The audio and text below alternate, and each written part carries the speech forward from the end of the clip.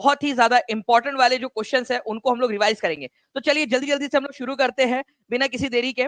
तो सबसे पहले क्वेश्चन की तरफ में अगर मैं आगे बढ़ूं फ्रेंड, तो सबसे पहला क्वेश्चन ही बहुत ज्यादा इंपॉर्टेंट क्वेश्चन है। ठीक है, आप लोग यहाँ पर में देखिए इस क्वेश्चन के अंदर में क्या बोला गया, अभी अभी का करंट अफेयर का क्वेश्चन है। Who among the following former supreme court जज has been appointed as the chairperson of United Nation Internal justice Council. देखिए अब ये इंटरनल जस्टिस काउंसिल क्या होता है ये आप लोगों को समझने वाली बात है। ठीक है, आंतरिक न्याय परिषद। ठीक है, यूनाइटेड नेशन की आंतरिक न्याय परिषद क्या होती है। ठीक है, संयुक्त राष्ट्र की आंतरिक न्याय परिषद क्या है ये भी मैं आपको बताता हूँ। देखिए फ्रेंड्स, आप लोगों को पता है यूनाइटेड नेशंस ऑर्गेनाइजेशन, ठीक है, इसकी स्थापना की गई थी, यूएनओ की स्थापना 1945 के अंदर में। ठीक है, वर्ल्ड वॉर 2 के बाद, ताकि वापस से वर्ल्ड वॉर 3 ना हो जाए और देशों के बीच में कॉपरेशन हो। लेकिन यूनाइटेड नेशंस ऑर्गेनाइजेशन के अंदर में, यूएन यूनाइटेड नेशंस के अंदर में भी अगर कोई डिस्प्यूट है, इंटरनल डिस्प्यूट, देखो इंटरनल का मतलब क्या होता है भाई, अंदर के तौर पे अंदर ही अंदर में कोई डिस्प्यूट है स्टाफ के अंदर में या कोई और डिस्प्यूट है, तो अंदर के अंदर ही उसको सुलझाना है ना, दूसरी कोई कोर्ट में थोड़ी जाएंगे, कोई देश की कोर्ट के अंदर में। इंटरनल डिस्प्यूट है तो इंटरनल तरीके से जो है उसको सुलझाना पड़ेगा। तो इंटरनल जस्टिस काउंसिल बनाया गया है जो अंदरूनी मामलों को सुलझाता है, यूनाइटेड नेशंस के अंदरूनी मामलों को। ठीक है, तो हर बार क्या होता है कि कोई ना कोई उसका चेयरपर्सन होता है, ठीक है, इस काउंसिल का जो जस्टिस करती है उसका। तो हमारे भारत के जो फॉर्मर सुप्रीम कोर्ट के जो जज है, ठीक है, ये याद रखना है आप लोगों ने, उनको नियुक्त किया गया है United Nation Internal justice council का चेयरपर्सन। तो वो है मदन बी लोकुर, ये याद रखेंगे आप लोग, बहुत ही इंपॉर्टेंट क्वेश्चन है। मार्क माय वर्ड, ये क्वेश्चन आप लोगों को देखने के लिए मिलेंगे फ्रेंड्स एग्जाम्स के अंदर में, ये वाला आपको देखने के लिए मिलेगा। ठीक है, तो ये एक इंपॉर्टेंट पॉइंट है, एग्जाम के अंदर में आप लोगों से पूछा जाएगा, ये याद रखिए प्लीज। ठीक है, बहुत ही इंपॉर्टेंट क्वेश्चन है। ओके, इसको वेरी वेरी वेरी इंपॉर्टेंट आप लोग मार्क करिए, और हर एक बच्चा जो है internal justice council Madan B Lokur ये कमेंट में लिख ही दो। मेरे हिसाब से तो आप लोगों के लिए पूछे जाने की बहुत अधिक संभावना बन जाती है इस क्वेश्चन की। ठीक है, चलिए नेक्स्ट क्वेश्चन की तरफ में आगे बढ़ने से पहले फ्रेंड्स मैं आपको बता दूं कि टीचिंग परीक्षा के जो है हमने कम्युनिटी में भी इसको डाला था।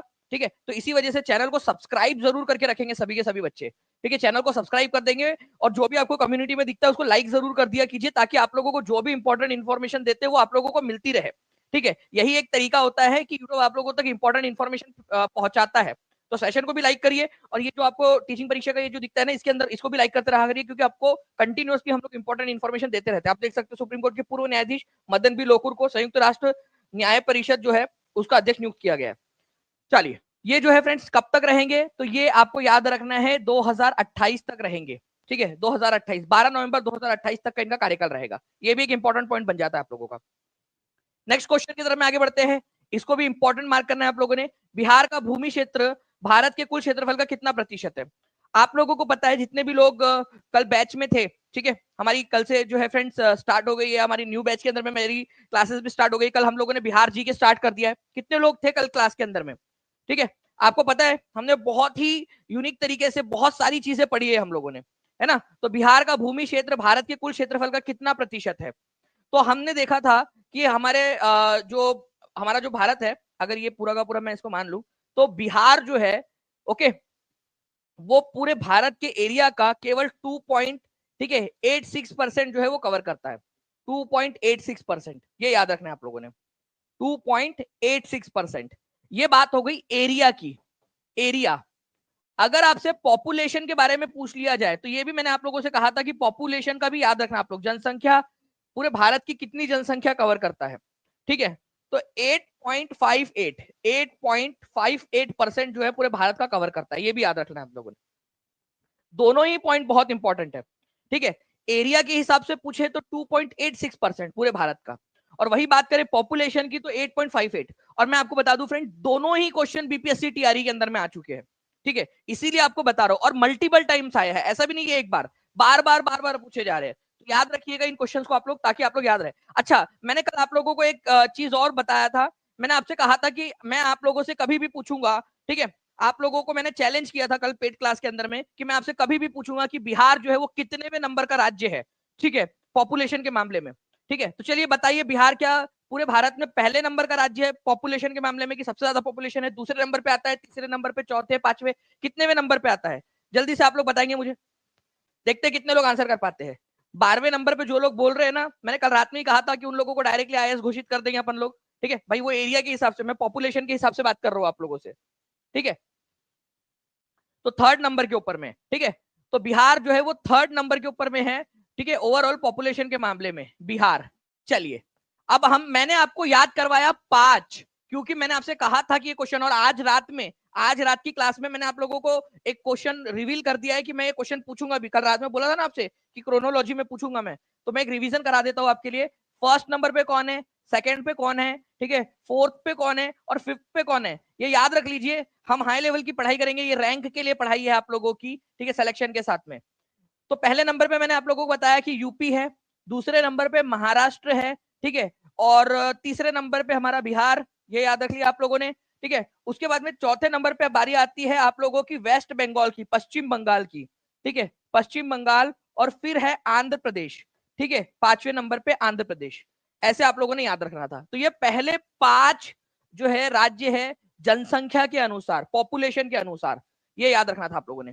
चलिए फ्रेंड्स, बहुत बढ़िया, 6 मिनट के अंदर में हम लोग जो है लगभग 2000 बच्चे यहाँ पर में लाइव जुड़ चुके हैं, ठीक है, और 1150 बच्चों ने लाइक भी कर दिया है। तो चलिए जल्दी जल्दी से सेशन को लाइक करते रहेंगे फ्रेंड्स, ठीक है। जितने भी बच्चे हैं जिन्होंने सेशन को लाइक कर दिया है, एक बार हाथ भी ऊपर कर दीजिए प्लीज। मैं देखना चाहता हूँ यहाँ पर में कितने बच्चे जो इस पूरे के पूरे सेशन को प्रतिसाद दे रहे हैं अपना, ठीक है, एनर्जी दे रहे हैं। हाथ ऊपर कर देंगे जल्दी जल्दी से।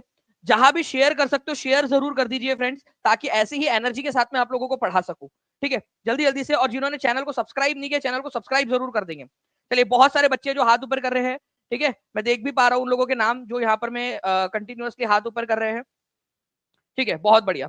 चलिए आगे बढ़ते हैं हम लोग फ्रेंड्स नेक्स्ट क्वेश्चन की तरफ में। देखिए एक क्वेश्चन, अब ट्रिकी क्वेश्चन, ठीक है, ये कल रात में जिस भी बच्चे ने लेक्चर देखा है वो इस क्वेश्चन का आंसर कर पाएगा। ट्रिकी क्वेश्चन, ठीक है, मैंने कहा था कि ये क्वेश्चन बनने की संभावना है। बिहार का ऐसा कौन सा जिला है जो झारखंड के साथ में और उत्तर प्रदेश के साथ में अपनी सीमा साझा करता है, ठीक है, दोनों के साथ में। पोल आ गया है आप लोगों के पास में, पोल के अंदर में भी आंसर कर देंगे सभी लोग, ठीक है। 1475 लाइक्स हो चुके हैं, 25 लाइक्स दूर है हम लोग 1500 से। जल्दी से सभी लोग जल्दी जल्दी से सेशन को लाइक भी करते रहेंगे। देखिए, अगर मैं बात करूं फ्रेंड्स आप लोगों से, यहाँ पर मैं बिहार का ऐसा कौन सा जिला है जो झारखंड और उत्तर प्रदेश दोनों के साथ में सीमा साझा करता है, ठीक है, तो आंसर आप लोगों के आ रहे हैं। कल रात में मैंने आपको बहुत अच्छे से याद करवाया था, चारों दिशाओं की चीजें याद करवाई आप लोगों को एकदम मैंने, ठीक है। तो आप लोग में से, ठीक है, 79% लोगों ने अब तक सही आंसर दिया है। कमेंट में नाम भी लिखते जाएंगे आप लोग, ताकि याद हो जाए आप लोगों को हमेशा हमेशा के लिए। तो रोहतास वो जिला है। मैं मैप के थ्रू भी आपको दिखाने की कोशिश करता हूँ, आप लोग देखिए फ्रेंड्स, ठीक है। यहाँ पर मैं आप लोग देखेंगे कि ये पूरा बिहार है आपका, बिहार उत्तर जो है, बिहार उत्तर प्रदेश झारखंड और पश्चिम बंगाल, ऐसे 3 राज्यों के साथ में अपनी सीमा साझा करता है। तो उत्तर प्रदेश के साथ में 8 राज्य अपनी 8 जो है जिले अपनी सीमा साझा करते हैं, और झारखंड के साथ में भी 8 जिले। तो ऐसा कौन सा जिला है जो दोनों के साथ में सीमा साझा करता है, तो वो है आपका, ठीक है, यहाँ पर मैं आप देखोगे रोहतास जिला, जो यूपी के साथ में भी करता है और झारखंड के साथ में भी करता है, ठीक है, दोनों के साथ में एकमात्र जिला है आपका, ठीक है। तो ये आप लोगों का इंपॉर्टेंट क्वेश्चन बन जाता है, ठीक है, ये याद रखना आप लोगों ने। मैंने आप लोगों को कल रात में बताया था कि जब जितने भी बच्चे कल रात में थे ना क्लास के अंदर में, वो याद रख पाएंगे इसको, आप मेरे को कमेंट करके बताना कि जब झारखंड और बिहार दोनों एक ही राज्य थे, उस समय में बिहार में कितने जिले हुआ करते थे, ठीक है। ये क्वेश्चन बन सकता है आगे जाकर एग्जाम के अंदर में। कमेंट में आंसर मेरे को कर दीजिएगा अगर आप लोगों को याद आ रहा है तो। जब झारखंड और बिहार, मतलब 15 नवंबर 2000 से पहले बिहार में कितने जिले थे? कल रात में जितने भी बच्चे थे वो आंसर कर पाएंगे। और कैसा डिस्ट्रीब्यूशन हुआ था, कितने जिले बिहार को मिले, कितने झारखंड को मिले, और अभी प्रेजेंट में कितनी संख्या, ये सभी आपको बताना है फ्रेंड्स, ठीक है। यहाँ पर मैं की के पहले बिहार आ जाएगा। यहाँ पर मैं बिहार की उत्तर से दक्षिण लंबाई और पूरब से पश्चिम चौड़ाई क्रमशः कितनी है, चलिए बताइए जल्दी से। आशीष कुमार जी, देखिए जो कंप्यूटर टीचर है उसके लिए एलिजिबिलिटी जो है वो अभी फाइनल हुई नहीं है पूरी की पूरी, लेकिन जहां तक चांसेस है आप लोगों का कि आपको जो जो भी है जिन्होंने कंप्यूटर के कोर्सेज किए हुए उन लोगों को अलाउ कर दिया जाएगा, ठीक है। तो आप पढ़ना स्टार्ट कर सकते हो, टीचिंग परीक्षा ने इसी वजह से आप लोगों को पढ़ाना भी स्टार्ट कर दिया, ठीक है। तो उत्तर से दक्षिण, पूरब से जो है पश्चिम के तरफ में जो लंबाई है, ठीक है, पहली बात हम लोग उत्तर से दक्षिण की बात करेंगे तो 445 किलोमीटर की है, ठीक है। और अगर मैं बात करूं पूरब से पश्चिम की, ठीक है, तो 843 किलोमीटर की है। मैंने कल आप लोगों से एक सवाल पूछा था, ठीक है, मैं एक बार दोहरा देता हूँ सवाल आप लोगों से। मैंने पूछा था एक स्टेटमेंट कि भाई जो जो बिहार है, ठीक है, उसका उत्तर से दक्षिण जो है विस्तार पूरब से पश्चिम के विस्तार से बड़ा है। ठीक है, क्या ये स्टेटमेंट सही है या गलत है? कल रात में मैंने आपसे प्रैक्टिस के लिए पूछा था ना, ठीक है, आप लोगों ने आंसर भी किया था, कई सारे लोगों ने सही आंसर किया था, कई लोगों ने गलत आंसर किया था। ठीक है, फिर बाद में आपको समझाया था मैंने। तो अब आप लोग बताइए कि क्या ये स्टेटमेंट सही है। चलिए नाउ फ्रेंड नेक्स्ट क्वेश्चन की तरफ में हम लोग आगे बढ़ते हैं हमारे। तो आप यहाँ पर में देख सकते हो कि उत्तर से लेकर दक्षिण तक 345 किलोमीटर है। ठीक है, पूरब से लेकर, ठीक है, पूरब से लेकर पश्चिम तक 483 किलोमीटर का है ये। ठीक है, चलिए नाउ अब देखिए फ्रेंड्स, एक क्वेश्चन आप लोगों का, इस पर्टिकुलर क्वेश्चन का आंसर कर देंगे सभी के सभी लोग। धरातल से भूगर्भ की ओर जाने पर गहराई के साथ तापमान वृद्धि की सामान्य दर लगभग क्या है? इंपॉर्टेंट क्वेश्चन है आप लोगों का ये। ठीक है, बताइए।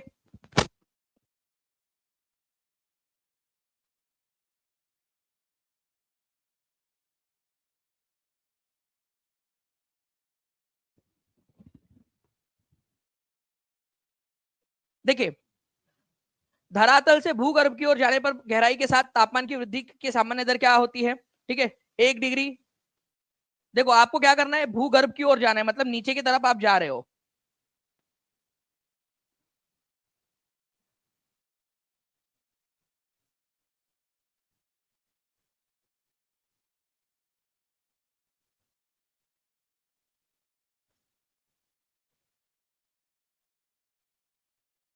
जी, तो देखिए फ्रेंड्स, धरातल के अंदर में जब आप 8 किलोमीटर तक जा रहे हो ना, तो क्या होता है कि हर 32 किलोमीटर 32 मीटर के ऊपर में, 32 मीटर के ऊपर में आप लोगों को 1 डिग्री सेल्सियस जो तापमान है, ठीक है, वो लगभग जो है आप लोगों को यहाँ पर में मिलेगा। ठीक है, वृद्धि के साथ में मिलेगा आप लोगों को। तो जैसे जैसे आप नीचे के अंदर में जाते हो, पृथ्वी के धरातल में केंद्र से केंद्र की ओर जाते हो, भूगर्भ की ओर जाते हो, ठीक है, तो आपको हर 32 मीटर की गहराई पर 1 डिग्री तापमान का बढ़त जो है मिलेंगी। कहां तक मिलेंगी? आपको लगभग 8 किलोमीटर तक मिलती है। उसके बाद में वो मतलब समान नहीं रहती, कभी भी कितना भी टेम्परेचर जो है कम ज्यादा हो रहा है वो अलग अलग होता है। 8 किलोमीटर तक लगभग जो है फ्रेंड्स आपको ये वाला पैटर्न देखने के लिए मिलता है, 1 डिग्री सेल्सियस हर 32 मीटर के ऊपर में। ठीक है, तो हर 32 मीटर गहराई पर जाने पर 1 डिग्री सेल्सियस जो है तापमान बढ़ेगा। ये आपका इंपॉर्टेंट क्वेश्चन था। ठीक है, चलिए, तो ये एक इंपॉर्टेंट पॉइंट था, याद रखेंगे आप सभी के सभी, एग्जाम के अंदर में पूछे जाने की प्रबल संभावना बन जाती है आप लोगों की। अब देखिए फ्रेंड्स, एक क्वेश्चन आप लोगों का, ठीक है, सभी लोग, ठीक है, यहाँ पर मैं एक बात तो 1699 लाइक्स हो चुके, जल्दी जल्दी से सेशन को लाइक भी कर देंगे आप लोगों के मोटिवेशन के लिए। देखिए क्वेश्चन, यूपी पीसीएस के अंदर में क्वेश्चन आया 22/12/2024 को। ठीक है, 22/12/2024 को ये क्वेश्चन आया। अब इसका आंसर जो है फ्रेंड्स आप लोग, ठीक है, इसको देखिए आप लोग, सिमलीपाल, ये क्वेश्चन कब आया है एक बार पहले ये लिख दो। मैं आपको पता है मैं बिना मतलब के कोई भी बात आप लोगों से बोलता नहीं हूं। ठीक है, 22/12/2024 मतलब केवल 2 दिन पहले, ठीक है, ये क्वेश्चन आया है एग्जाम के अंदर में। सिमलीपाल, नौकरेक, अगस्त्य मलाई, मानस, केरला, उड़ीसा, आसाम, मेघालय। ठीक है, देख लिया आप लोगों ने ये क्वेश्चन? पूरा अच्छे से देख लीजिए, एक एक पॉइंट देख लीजिए आप लोग, मैं आपको बहुत इंपॉर्टेंट बात दिखा रहा हूं अभी। ठीक है, ये आप लोगों का 22/12/2024 लिख दो एक बार, 22/12/2024 को आया क्वेश्चन, 2 दिन पहले आया है क्वेश्चन। अब आप लोग देखिए फ्रेंड्स, यहां पर में 15/7/2024 मतलब 15 जुलाई को ये टीचिंग परीक्षा पे दानिश सर आपको क्वेश्चन कराते हुए, नौकरेक, मानस, सिमलीपाल, अगस्त्य मलाई, और ऑप्शन देखिए आप लोग, बिहार के स्टाइल के अंदर में पढ़ाया था, उससे भी ज्यादा इजी क्वेश्चन आया यूपी बीसीएस में। एक भी पॉइंट अगर अलग है तो बता दीजिए आप लोग, एक भी पॉइंट अगर अलग है, एज इफ के टीचिंग परीक्षा की स्लाइड से क्वेश्चन बना है। ठीक है, एक भी पॉइंट, नौकरेक, मानस, सिमलीपाल, अगस्त्य मलाई है। ठीक है, नौकरेक, मानस, सिमलीपाल, अगस्त्य मलाई। यहां पर में केरल, उड़ीसा, आसाम, मेघालय है। ठीक है, केरल, उड़ीसा, आसाम, मेघालय। ठीक है, आप लोग देख लीजिए, एज इट इज क्वेश्चन है। ठीक है, कल रात में मैंने आप लोगों को 5 बजे वाली क्लास के अंदर में भी दिखाया था क्वेश्चन, है ना? तो आप एज इट इज क्वेश्चन जो है फ्रेंड, टीचिंग परीक्षा आप लोगों का प्यार जो है ना, वो इतना ज्यादा जो है फ्रेंड्स अभी भगवान की दया से आप लोगों के प्यार से इतना ज्यादा बरस रहा है अभी। ठीक है, कि आप देखिए टीचिंग परीक्षा के क्वेश्चन एज इट इज आ रहे हैं, और मैं आपको बता रहा हूँ कि टीचिंग परीक्षा के साथ में आप कई सारी जॉब्स क्लियर कर सकते हो। ठीक है, ये मेरा प्रॉमिस, और कल रात में मैंने आप लोगों को बताया भी था पेड क्लास के अंदर में भी कि किस तरीके से हम लोग पढ़ाई करने वाले आगे में। तो अब आप लोग आंसर करेंगे इसका। देखिए यहाँ पर मैंने बताया, नौकरेक मेघालय के अंदर में है, मानस आसाम के अंदर में है, सिमलीपाल उड़ीसा के अंदर में। ये आपको जो है फ्रेंड्स 15/7/2024 को ही पढ़ा दिया था मैंने, आप देख सकते हो, क्लास अभी भी मौजूद है यूपी टीचिंग परीक्षा के यूट्यूब चैनल के ऊपर में भी।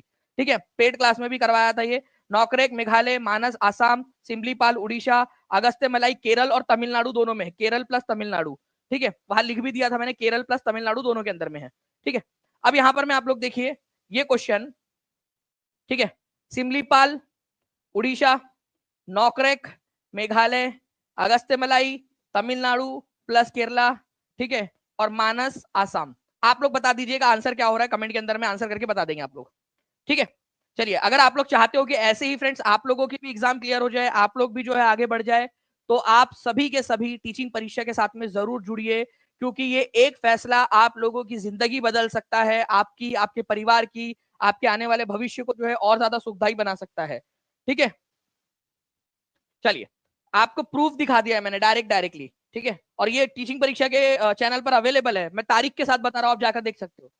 देखिए फ्रेंड्स, यहां पर मैं 15 मार्च 2024 को टीआरई का लीक पेपर, किस वर्ष बिहार को बंगाल से अलग किया गया था, ठीक है, बिहार को बंगाल से अलग किया गया था, ये क्वेश्चन आया, ठीक है, आप लोगों का बिल्कुल क्रिक इन्फो फैन पेज जी, ठीक है, आपको कल आपका जो आप बोल रहे हो ना, कल आपका वो सपना पूरा हो जाएगा कल ही। देखिए, तो फ्रेंड्स यहां पर मैं जब मैं बात करूं आप लोगों से, तो बिहार और बंगाल को अलग करने की जो बात हुई थी आप लोगों की, वो हुई थी 1 अप्रैल, ठीक है, अप्रैल 1912 को, ठीक है। कल मैप भी दिखाया मैंने आप लोगों को पूरा कि किस तरीके से मैप में बिहार, बंगाल, उड़ीसा, ठीक है, झारखंड आज का पार्ट जो है, आज का बांग्लादेश, वो पूरा एक ही बंगाल प्रांत हुआ करता था, ठीक है। तो बिहार को अलग कर दिया गया उससे, ठीक है, 1 अप्रैल 1912 को। तो यहां पर मैं दिया नहीं है, तो आंसर उपरयुक्त में से कोई नहीं, ठीक है, आंसर होगा none of the above. A answer जिसने भी लगाया है वो सबका गलत है, ए आंसर लगाने वालों का, क्योंकि उस समय में बंगाल का बंटवारा हुआ था, बंगाल का बंटवारा हुआ था, लॉर्ड कर्जन ने किया था, 16 अक्टूबर 1905 को वो बंटवारा अस्तित्व में आया था। लेकिन जब बात हम लोग करेंगे फ्रेंड्स, यहाँ पर मैं हमारे जो है कि बिहार को कब अलग किया गया, तो 1 अप्रैल 1912, सभी लोग लिख देंगे कमेंट में 1 अप्रैल 1912 को, लिख दीजिए जल्दी जल्दी से, ठीक है। 17 मिनट के अंदर में फ्रेंड्स 3000 के करीब बच्चे जुड़ चुके हैं, 1926 लाइक्स हो चुके हैं। नेक्स्ट क्वेश्चन तक हम लोग टारगेट रखते हैं कि 2000 प्लस लाइक्स हो चुके हो, ठीक है, क्या आप लोग कर दोगे, ठीक है, सभी लोग मिलकर। ये आप लोग देख सकते हो फ्रेंड्स, आप लोगों को यहाँ पर मैं पूरा ड्रॉ करके बताया मैंने कि मान लीजिए आप लोगों का पूरा बंगाल है, ठीक है। यहाँ पर मैं आप लोग देखिए कि बिहार जो है इसको अलग कब किया गया था, बिहार एंड उड़ीसा प्रोविंसेस को 2 मार्च को जो है घोषणा हुई थी 1912 को। लेकिन ये अस्तित्व में कब आया था आप लोगों का, ये अस्तित्व में आया था, सर लिख दीजिए प्लीज, यहाँ पर मैं ये घोषणा दिख रही है आप लोगों को, और ये घोषणा होने के बाद में लागू कब हुआ था, ये तो लागू हुआ था 1 अप्रैल, ठीक है, 1912 को। ये पूरा पढ़ाया हुआ है, ठीक है, आपको टीचिंग परीक्षा मतलब सिलेक्शन, अब सिलेक्शन के साथ में रैंक भी, ठीक है। देखिए फ्रेंड्स, यहां पर मैं बिहार को बंगाल प्रेसिडेंसी से कब अलग किया गया था, इसका आंसर आप लोग कमेंट के अंदर में कर देंगे, और हम लोग आगे बढ़ते हैं नेक्स्ट क्वेश्चन की तरफ में जल्दी से, ठीक है। नेक्स्ट जो है फ्रेंड्स, ये क्वेश्चन का आंसर आप लोगों ने कर दिया होगा। नेक्स्ट क्वेश्चन की तरफ में आगे बढ़ते हैं हम लोग, यहाँ पर मैं हमारे, ठीक है, किस एक्ट के द्वारा ईसाई मिशनरियों की गतिविधियों पर लगी रुकावटों को हटा दिया गया था, ठीक है, कौन सा एक्ट था जिसके तहत ईसाई मिशनरीज पर जो गतिविधियों पर एक्ट लगी थी, रुकावट लगी थी, कि भाई वो धर्म का प्रचार प्रसार करने में उनको थोड़ी सी दिक्कतें जो आती थी, ठीक है, भारत के धर्म के मामलों में वो हस्तक्षेप ना करे, उसको हटा दिया गया।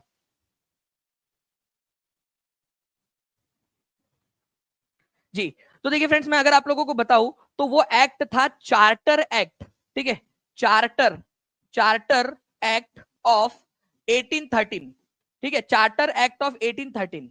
अब आप लोग सोच रहे होंगे कि सर ये इतना हार्ड क्वेश्चन हम कैसे करेंगे एग्जाम के अंदर में। मैं आपको बता दूं ये बिल्कुल हार्ड क्वेश्चन नहीं है, बिल्कुल भी हार्ड नहीं है पढ़ने वाले बच्चों के लिए। मैं आप लोगों को जो जितने भी कानून बने हैं अंग्रेजों के समय में, ठीक है, ईस्ट इंडिया कंपनी के दौर में, और ईस्ट इंडिया कंपनी के बाद में जब ब्रिटिश शासन को दे दिया गया 1858 के अंदर में, उसके बाद में जो कानून बने हैं उसके अंदर में भी दोनों ही तरीके के कानून मैं पढ़ाता हूं आपको। मैंने टीआरई 3 में भी पढ़ाया था, टीआरई 4 के अंदर में भी पढ़ाया, मैंने न्यू बैच में भी मैं पढ़ाने वाला हूँ। जितने भी बच्चे जुड़ना चाहते हैं जुड़ जाएंगे, ठीक है, मैं आपको ये पढ़ाने वाला हूँ। मुझे नहीं लगता कि ये क्वेश्चन टफ है करके, लेकिन पढ़ाई जरूरत है आपको। ये सारी चीजें जो बनते हैं क्वेश्चन वो मैं आपको करवाने वाला हूँ, ठीक है। आप लोगों का कि धार्मिक धर्मांतरण में जो एक्टिविटीज होती है, ईसाई धर्म में कन्वर्ट करवाने की जो एक्टिविटीज होती है, उसमें जो है जो रोक थी क्रिश्चियन मिशनरीज के ऊपर में, क्रिश्चियन मिशनरीज मतलब धर्म प्रचारक, ईसाई धर्म के प्रचारक, उनको चार्टर एक्ट 1813 के जरिए हटाया गया था, ये पाबंदी उनके ऊपर से। तो मैं आपको ये सारी चीजें पढ़ाने वाला हूँ, और मैं आपको क्यों पढ़ाने वाला हूँ ये चीजें, मैं आपको बता दूं फ्रेंड्स कि मैंने अपने जीवन का बहुत लंबा समय जो है वो पीवाईक्यूज देखने के अंदर में गुजारा है। ठीक है, आप यहाँ पर मैं देख सकते हो DSSB TGT सोशल साइंस का ये क्वेश्चन था आपका फीमेल शिफ्ट का। ठीक है, तो ये क्वेश्चन आप लोग देखिए, किस चार्टर अधिनियम द्वारा ईसाई मिशनरियों को भारत में ईसाई धर्म में फैलाने की अनुमति दी गई? अब आप लोग आंसर कर सकते हो। तो जो भी बच्चे टीचिंग परीक्षा के साथ में जुड़ना चाहते हैं, नीचे में नंबर चल रहा है आप लोगों का, उस पर कॉल या व्हाट्सएप कर दीजिए, या फिर अगर आप जुड़ना चाहते हो तो मैं आप लोगों को एक तरीका भी बताता हूँ। ठीक है, बहुत ही सिंपल सा तरीका है जो लोग टीचिंग परीक्षा के साथ में जुड़ना चाहते हैं। ठीक है, यहाँ पर मैं आप लोग देखिए, ये आप लोग वीडियो देख रहे हो, मान लीजिए आपको क्या करना है, डिस्क्रिप्शन में एक लिंक दी गई है, डिस्क्रिप्शन में एक लिंक दी गई है, वो डिस्क्रिप्शन में लिंक का नाम है how to buy BPSC TRE 4.0 course. आप देख पा रहे होंगे आपके ऐप के ऊपर, आपके स्क्रीन पर, उस पर क्लिक करोगे आप तो एक पेज खुलकर आएगा जिसमें सारे कोर्सेस है टीचिंग परीक्षा के। ठीक है, इन सारे कोर्सेस के अंदर में से जो भी कोर्स आपने लेना है उस कोर्स को आप सिलेक्ट कीजिए। जैसे ही आप उस कोर्स को सिलेक्ट करोगे, ठीक है, आपके सामने वो पेज खुलकर आ जाएगा उसको बाय करने का, जो भी है, चाहे पीआरटी हो, एसएसटी 6 to 8 हो, 9 10 हो, जीएस हो, 11 12 कुछ भी हो आपका, आप उसको भर दीजिए फॉर्म को। 4 चीजें भरनी है केवल। ठीक है, वहां बाय नाउ का ऑप्शन आ जाता है आप लोगों का, आप इस पर क्लिक करोगे, आगे बढ़ोगे, पेमेंट करनी है और बस। ठीक है, ये देखिए पेमेंट का पेज आ गया आपके सामने, जैसे भी आपको सुविधा होती है उस हिसाब से पेमेंट कर दीजिए, यूपीआई के थ्रू या जिसके भी थ्रू आपको करना है। ठीक है, पेमेंट किया, डन, कोर्स आपके ऐप में ऐड, इतना आसान है।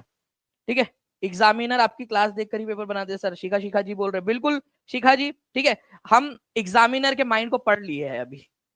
चार्टर अधिनियम ईसाई मिशनरी को धर्म फैलाने में मदद अनुमति दिया 1813 का। कितने लोगों ने सही आंसर कर दिया था? अभी हाथ ऊपर कर देंगे एक बार मेरे। ठीक है,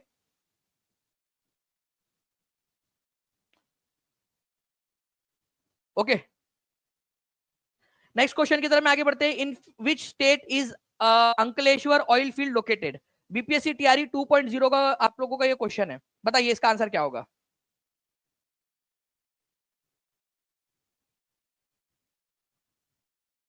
चलिए, बहुत सारे बच्चे हैं जिन लोगों का कोई जो है आंसर सही आया है। यहाँ पर मैं आप लोग देखिए फ्रेंड्स की अंकलेश्वर तेल क्षेत्र किस में स्थित है? बीपीएससी टीआरई 2.0 का ये आप लोगों का क्वेश्चन है, तो आंसर गुजरात हो जाएगा आप लोगों का। आप लोग देखिए फ्रेंड्स यहाँ पर मैं, ठीक है, कुछ चीजें बता रहा हूँ आप लोगों को। अगर खंबात ऑयल क्षेत्र आप लोगों से बोला जाए, ऑयल एरिया कहाँ पर में? खंबात की खाड़ी, ऑब्वियस ही बात है गुजरात के अंदर में।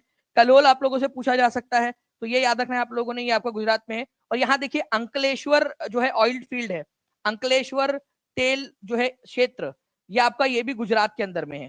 ठीक है, मुंबई हाई बोला जाए तो ये महाराष्ट्र के अंदर में मिलेगा आप लोगों को। वही अगर आप लोगों को देखें यहाँ पर में अगर हम लोग यहाँ पर में देखेंगे मोरान, ठीक है, हुगरी जान, मोरान हुगरी जान आसाम के अंदर में, डिगबोई कहां पर में? आसाम के अंदर में है, और नाहर काटिया आसाम के अंदर में। तो प्लीज इनको याद रखिए आप लोग, ये ऑयल फील्ड है, इंडियन ऑयल फील्ड जहां से तेल निकलता है। ठीक है, तो ये इंपॉर्टेंट वाले हैं आपके। एक एक पॉइंट, हर पॉइंट के ऊपर में हम लोग क्या करेंगे, क्वेश्चंस बनाने वाले हैं आने वाले लेक्चर्स के अंदर में आप लोग।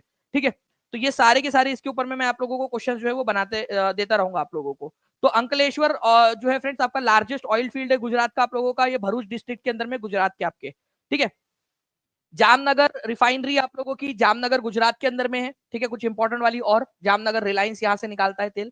ठीक है, नयारा एनर्जी रिफाइनरी, नयारा के आप लोगों को पता है पेट्रोल पंप है, वडीनार गुजरात से निकालता है वो तेल। गुरु गोबिंद सिंह रिफाइनरी है भटिंडा पंजाब के अंदर में। मनाली रिफाइनरी है, ठीक है, ये Chennai petroleum corporation limited CPCL जो है ये तेल निकालता है।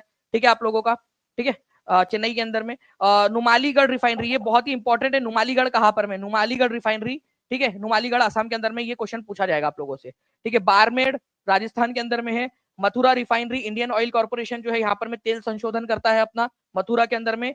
और बरौनी रिफाइनरी, ये भी इंपॉर्टेंट है, बरौनी बिहार के अंदर में। जल्दी बताइए बरौनी नाम का जगह कौन से वाले जिले के अंदर में? ये क्वेश्चन आया था एग्जाम में, बरौनी। 6 to 8 की बैच के लिए कितना है सर? प्रतिमा जी आपको सारी जानकारी जो है ना, नीचे में आप जो नंबर है उसके ऊपर में कॉल कर दीजिए या व्हाट्सएप कर दीजिए, आपको सारी जानकारी मिल जाएगी। ठीक है, चलिए नाउ फ्रेंड्स, बिहार में स्वराज दल की स्थापना किसने की थी? आपको क्वेश्चन का आंसर करना है। बिहार में स्वराज दल की स्थापना किसने की थी?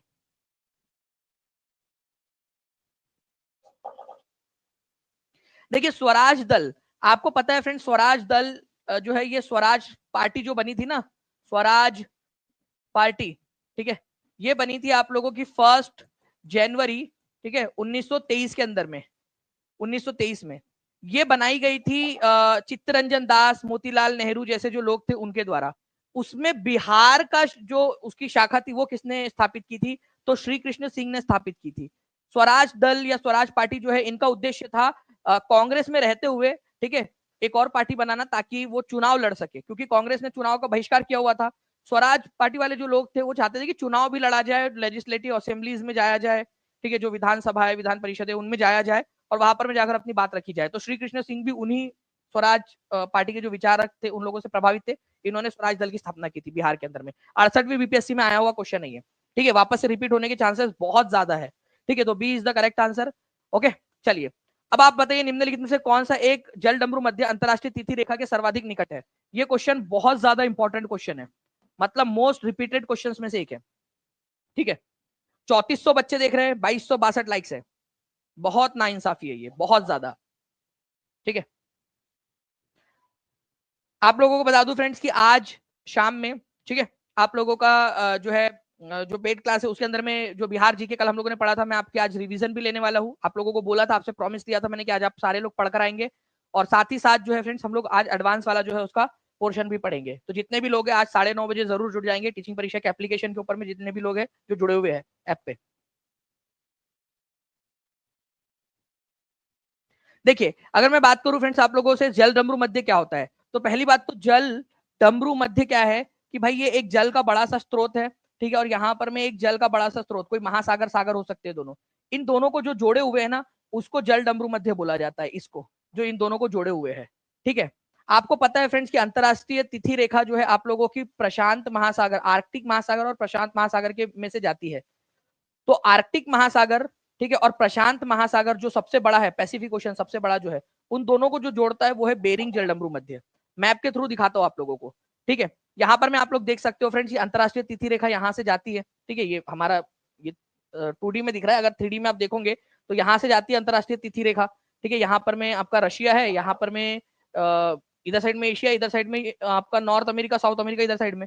तो ये आर्कटिक ओशन और पैसिफिक ओशन उनके बीच में यहाँ पर में बेरिंग जलडमरू मध्य, बेरिंग जलडमरू मध्य, बेरिंग स्ट्रेट जिसको बोलते हैं, अंतरराष्ट्रीय तिथि रेखा भी यही से जाती है। तो बेरिंग स्ट्रेट अंतरराष्ट्रीय तिथि रेखा के सबसे पास में देखिए अंतरराष्ट्रीय तिथि रेखा जा रही है और यहाँ पर में बेरिंग जलडमरू मध्य, ठीक है। तो बेरिंग जलडमरू मध्य अंतरराष्ट्रीय तिथि रेखा के सबसे ज्यादा पास में है, ठीक है, ये याद रखना है आप लोगों ने।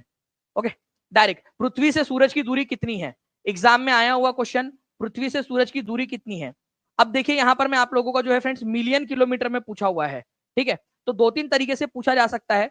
आपको पता है फ्रेंड्स कि 15 करोड़ लगभग लगभग 15 करोड़ किलोमीटर है, 15 करोड़ किलोमीटर, ठीक है, ये है लगभग लगभग।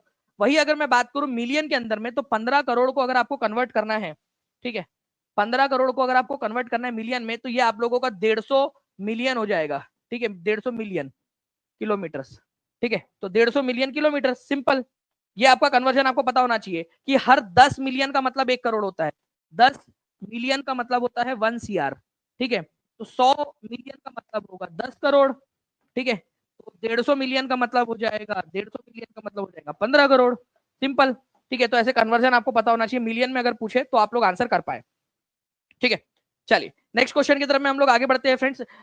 1863 में, ठीक है, इंडियन सिविल सर्विसेज पास करने वाले प्रथम भारतीय इनमें से कौन थे। Very very very very super duper important question, ठीक है, इंपॉर्टेंट क्वेश्चन है आपका, चलिए बहुत ज्यादा इंपॉर्टेंट है। 2492 8 लाइक्स दूर है हम लोग, अब 7 लाइक्स दूर है हम लोग यहाँ पर में हमारे 2500 से। जल्दी जल्दी से सभी लोग सेशन को लाइक भी करते रहेंगे, और जिन्होंने चैनल को सब्सक्राइब नहीं किया चैनल को सब्सक्राइब जरूर कर लेंगे फ्रेंड्स। देखिए 1863 में किया था, अपने आप में एक इंपॉर्टेंट पॉइंट बन जाता है ये आप लोगों का, ठीक है, अपने आप में एक ये इंपॉर्टेंट पॉइंट है। ओके, उसके बाद में Devendra Nath Thakur, Satyendra Nath Thakur, Surendra Nath Banerjee, more than one of the above, none of the अबो।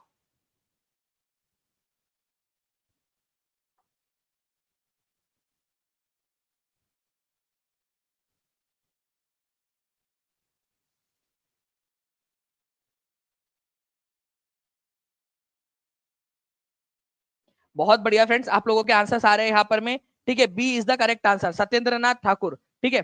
सत्येंद्र नाथ ठाकुर जो है इन्होंने 1863 के अंदर में जो है इंडियन सिविल सर्विसेज पास की थी, ठीक है। ये लंदन में होती थी एग्जाम उस समय में, ठीक है, और ये पास करने वाले प्रथम भारतीय थे ये सत्येंद्र नाथ ठाकुर। प्लीज इसको याद रख लीजिएगा, बहुत ज्यादा इंपॉर्टेंट क्वेश्चन है आप लोगों का, ठीक है, 1863 में, ये ईयर भी पूछा जाने की संभावना है, ईयर। ठीक है, और सत्येंद्र नाथ ठाकुर है, ये आप लोग याद रख लीजिएगा। सभी लोग कमेंट में लिख दीजिए ताकि आप लोगों को याद हो जाए हमेशा के लिए। आपको याद हो जाएगा ना, तो आप लोग जो है कोई भी किसी भी तरीके से फिर इस क्वेश्चन को सॉल्व कर पाओगे। नेक्स्ट क्वेश्चन की तरफ में आगे बढ़ते हैं हम लोग फ्रेंड्स। ठीक है, सत्येंद्र नाथ ठाकुर जो है आप लोगों को, इनका सत्येंद्र नाथ ठाकुर जो है, आपको पता है ठाकुर को अंग्रेजों ने टैगोर भी कर दिया था, तो कई बार सत्येंद्र नाथ टैगोर भी बोला जाता है। तो ये रविंद्रनाथ टैगोर के बड़े भाई थे। ठीक है, और उनको कहां पर में दिया गया था, बॉम्बे प्रेसिडेंसी का कैडर दिया गया था। मतलब वो कैडर मतलब होता है कि कौन से राज्य में काम करेंगे। 30 साल तक इन्होंने लगभग सेवा दी थी अपनी, 30 साल तक काम किया उन्होंने सिलेक्शन के बाद में। तो बॉम्बे प्रेसिडेंसी में काम किया था इन्होंने, बॉम्बे प्रेसिडेंसी उनको दे दिया गया था। ठीक है, जैसे आपको जिला आवंटन होता है ना, वैसे यहाँ पर में राज्य आवंटन होता है, तो बॉम्बे प्रेसिडेंसी दिया गया था इनको। नाउ फ्रेंड देखिए, universal suffrage means that the right to vote is not restricted by. अब देखिए, ये आप लोगों का 6 to 8 के अंदर में टीआरई 2.0 के अंदर में 9/12/2023 को आया हुआ क्वेश्चन है। बताइए इसका आंसर क्या होगा।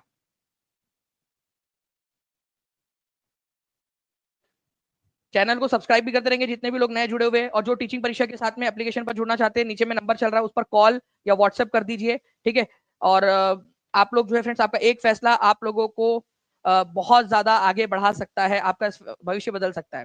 ठीक है, तो देखिए, नॉट नॉट रेस्ट्रिक्टेड बाय मतलब आप कोई भी जाति के हो, कोई भी जो है लिंग के हो, लड़का हो लड़की हो या कोई और लिंग के हो, कोई फर्क नहीं पड़ता। आपका बिलीफ क्या है, ठीक है, आप भगवान में मानते हो नहीं मानते हो, कौन से भगवान में मानते हो, कोई फर्क नहीं पड़ता।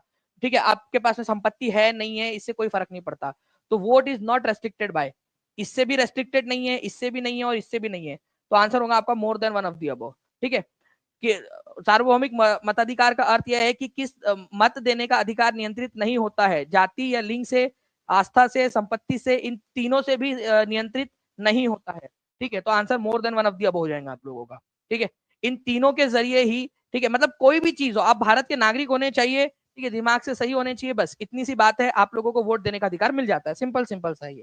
ओके, तो D is the correct answer. कितने लोगों ने सही आंसर किया था, इसका हाथ ऊपर कर देंगे आप सभी लोग।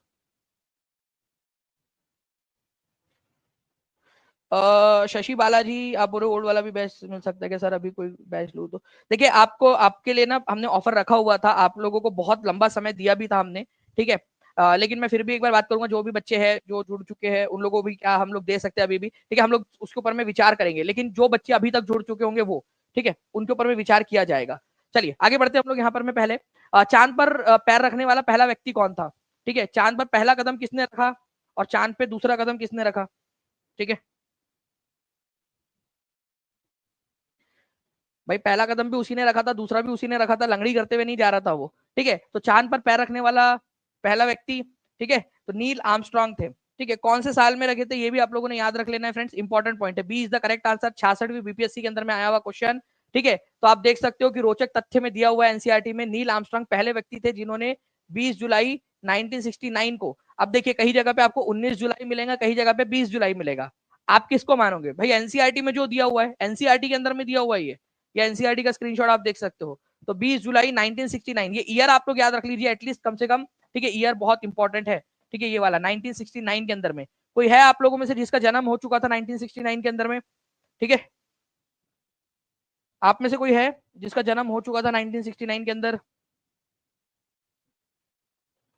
चलिए, तो नील आर्मस्ट्रांग पहले व्यक्ति जिन्होंने चंद्रमा के ऊपर में कदम रखा था, ये उनके ओरिजिनल ये फोटो है उस समय की। चलिए नाउ फ्रेंड्स, नेक्स्ट क्वेश्चन की तरफ में आगे बढ़ते हैं हम लोग। 9-10 का एक क्वेश्चन आपका टीआरई 1 का, which of the following is incorrect about money bill. देखो, it is related to financial matter, पैसों से रिलेटेड है भाई, ये वित्तीय मामलों से संबंधित है। ठीक है, it can be introduce in Lok Sabha only, सही बात है, केवल लोकसभा में इंट्रोड्यूस किया जा सकता है इसको। ठीक है, it can be introduce in the Rajya Sabha only. ठीक है, गलत। राज्य, देखो 2 और 3 एक साथ सही हो सकते हैं क्या, आप लोग खुद बताओ, आप तो इतने समझदार बच्चे हो यार, इतने इंटेलिजेंट बच्चे हो, आप बताओ। ठीक है, ठीक है, आप लोग बताओ, इतना इंपॉर्ट आप लोग जो है। ठीक है, एस्पिरेंट अनमोल जी, मैंने आपको पहले भी बताया था कि आप एक बार कनेक्ट करके वो कर लीजिए टीचिंग परीक्षा के चैनल के ऊपर। देखिए, अगर मैं बात करूं फ्रेंड्स, यहाँ पर मैं ये लोकसभा के अंदर में इंट्रोड्यूस किया जा सकता है, ये बिल्कुल सही है। राज्यसभा में इंट्रोड्यूस किया जा सकता है, ये गलत है आप लोगों का। आपसे इनकरेक्ट वाला ही पूछा है, तो 3 होना चाहिए उस पॉइंट के अंदर में। तो यहाँ पर मैं देखो, यहाँ भी 3 है, यहाँ भी 3 है, यहाँ भी 3 है। ठीक है, जहां पर देखो it can be introduced in Lok Sabha only, 2 answer नहीं हो सकता, तो जहां 2 दिया है उसको काट दो, क्योंकि आपसे गलत वाला पूछा है, ये बात को समझना आप लोग, आपसे गलत वाला पूछा है तो ये भी आंसर नहीं हो सकता। आंसर या तो आप लोगों का सी होगा या तो नन ऑफ द अबव होगा, मोर than one of the above भी आंसर नहीं हो सकता आपका, ए नहीं हो सकता, बी नहीं हो सकता, डी भी नहीं हो सकता। कितने लोग इस यहां तक पहुंच चुके हैं, हाथ ऊपर कर दो एक बार प्लीज। मैं ये अंडरस्टैंड, मेरे को जजमेंट करने में आसानी होगी कि कितने लोग समझदारी से काम ले रहे हैं, हाथ ऊपर कर दो। यहां तक पहुंच गए, एटलीस्ट ये समझ आ गया, नहीं भी पहुंचे थे बट अब समझ में आ गया कि लोकसभा में इंट्रोड्यूस किया जा सकता है आप लोगों का मनी बिल, ये बिल्कुल सही बात है। मनी बिल जो होता है आपका वित्तीय जो विधेयक होता है, वित्त विधेयक, केवल और केवल लोकसभा में प्रस्तुत किया जा सकता है, ये सही है। राज्यसभा में किया जा सकता है, गलत है, राज्यसभा में प्रस्तुत ही नहीं कर सकते उसको, राज्यसभा केवल 14 दिन के अंदर में जो लोकसभा ने पास किया है उसमें अपना सलाह दे सकता है बस, ठीक है। ये फाइनेंस से रिलेटेड होता है, ये भी बिल्कुल सही है आप लोगों का, तो 1 भी आंसर नहीं हो सकता, तो यहां पर मैं देखो 1 को दिया हुआ है उसने कि 1 को असत्य है, तो ये भी गलत हो गया। तो आंसर बचा क्या फिर, बचा क्या फिर, बचा यहां पर मैं आप लोगों का केवल ई, नन ऑफ द अबव, ठीक है। Certificate from the speaker is required on it's nature, ये कैसा है, क्या ये मनी बिल है या नहीं है, इसका डिसीजन कौन लेता है, ठीक है। इसकी प्रवृत्ति पर कौन निर्धारित करता है, सभापति, ठीक है। लोकसभा का सभापति होना चाहिए था यहाँ पर में, बट मैंने आपको हमेशा बताया है, ठीक है, अगर हिंदी और इंग्लिश में डिस्क्रिपेंसी होंगी तो हमेशा इंग्लिश वाले को माना जाएगा। यहाँ स्पीकर लिखा हुआ है और स्पीकर जो है वो लोकसभा का होता है, ओके, ये याद रखना है आप लोगों ने। सभापति लोकसभा के स्पीकर को भी बोल देते हैं और राज्यसभा के अध्यक्ष को भी बोल देते हैं, लेकिन यहाँ स्पीकर लिखा है तो इंग्लिश वाले को सही माना गया, तो ये आप लोगों का सही है। तो 4 भी जहां जहां है वो भी आंसर नहीं हो सकता था आप लोगों का, क्योंकि गलत वाला पूछा है, तो आंसर आप लोगों का नन ऑफ द अबव हो गया, सब सिंपल, ठीक है। तो सिंपल आंसर क्या हो गया आप लोगों का, none of the above, okay. क्योंकि केवल और केवल तीसरा वाला गलत था, only 3 is wrong, only 3 is wrong, ठीक है, इनकरेक्ट, बाकी सारे सही है। तो आपसे इनकरेक्ट पूछा था ना, इसी वजह से none of the above answer हो जाएगा आप लोगों का, क्योंकि ओनली 3 कहीं पे भी दिया नहीं है, समझ गए आप लोग, ओनली 3। चलिए वेरी गुड फ्रेंड्स, बहुत बढ़िया, E is the correct answer, ठीक है। तो ऐसे ही जो है क्वेश्चंस करते रहना है आप लोगों ने, तो चैनल को सब्सक्राइब करके सेशन को अच्छे से देखते रहिए आप सभी। मनी बिल का आर्टिकल बताएंगे आप लोग मुझे, अब एक्स्ट्रा पॉइंट आप लोगों के लिए, एक्स्ट्रा पॉइंट, मनी बिल का आर्टिकल, मनी बिल जो है उसका आर्टिकल क्या है, आर्टिकल, एक मैं एक इंपॉर्टेंट आर्टिकल वाली क्लास भी लेने वाला हूँ, ठीक है, बहुत जल्द पेड क्लास के अंदर में, तो उसके लिए भी तैयार रहिएगा आप लोग, बड़ी क्लास रहेंगी जिसमें हम इंपॉर्टेंट आर्टिकल्स करेंगे पूरे के पूरे, बहुत जल्द आएंगी शिल्पा जी, ठीक है। जो आपने कहा है ना अभी, बस मैं बोलूंगा नहीं, बस कल का इंतजार कीजिए, कल आपके लिए सरप्राइज है, बहुत जल्द, बहुत सारे बच्चे जो वेट कर रहे हैं ना, कल कल सरप्राइज। तो मनी बिल जो है आर्टिकल नंबर 110 के अंदर में, ये याद रखना है आप लोगों ने फ्रेंड्स, ठीक है। चलिए, तो जो है फ्रेंड्स आप लोगों का यहाँ पर में 2 बज चुके हैं, मैं आपको बता दूं कि आप लोगों के लिए, ठीक है, अभी कुलदीप सर रेडी है, कुलदीप सर की जो क्लास है वो रेडी यहाँ पर में आप लोगों की हो चुकी है। अब आप लोग कुलदीप सर की क्लास देख लीजिए, और साथ ही साथ मैं आपको बता दूं कि 9:30 बजे